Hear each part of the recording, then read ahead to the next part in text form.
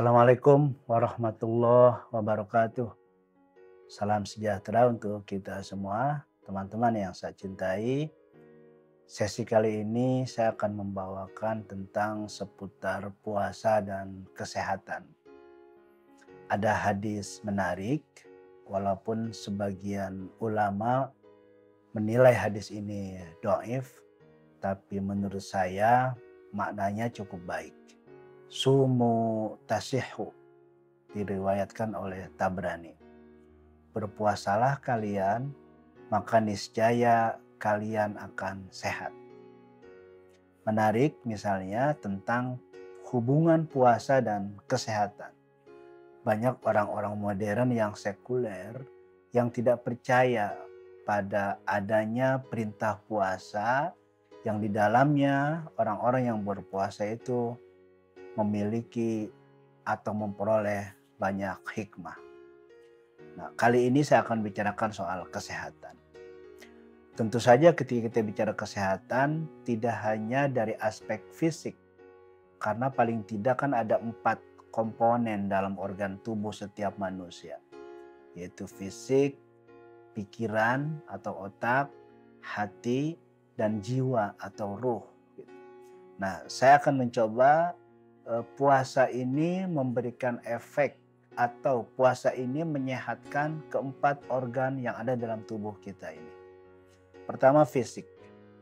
Akhir-akhir ini ada satu riset yang dilakukan oleh seorang peneliti dari Jepang namanya Yoshinori Ohsumi. Dia melakukan riset tahun 2016 yang lalu. Dari risetnya itu menemukan satu konsep yang disebutnya autofagi yang diimplementasikan melalui lapar atau puasa. Yang minimal puasa itu dalam risetnya 8 jam dan maksimal 16 jam.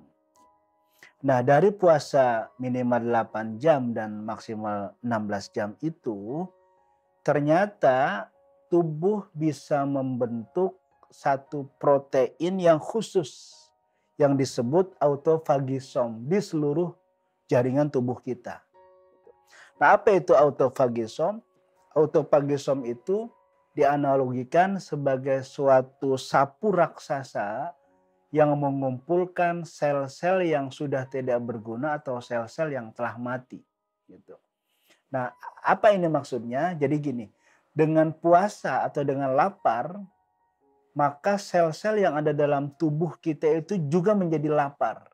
Nah, karena sel-sel kita ini lapar, maka dia mencari sel-sel yang telah mati, yang telah menjadi sampah dalam tubuh kita untuk dimakannya oleh sel-sel yang masih hidup dan kelaparan tadi. Karena itu sel yang masih hidup tadi itu menjadi sehat karena memakan sesuatu yang bergizi, yaitu sel-sel yang telah mati, dan tubuh kita pun menjadi bersih dari sel-sel yang telah mati dan itu sudah menjadi sampah dalam tubuh kita. Teman-teman yang saya cintai, dengan riset ini maka Yoshinori Ohsumi memperoleh Nobel Prize di bidang fisiologi atau medicine. Teman-teman yang saya cintai. Secara fisik juga tentu saja dengan puasa jumlah kalori yang masuk ke dalam tubuh kita itu juga berkurang. Maka efek positifnya dari jumlah kalori yang berkurang tadi adalah membuat glukosa atau gula darah dalam diri kita juga menjadi berkurang. Juga kolesterol jahat juga menjadi berkurang. Teman-teman yang saya cintai. Yang kedua, pikiran atau otak.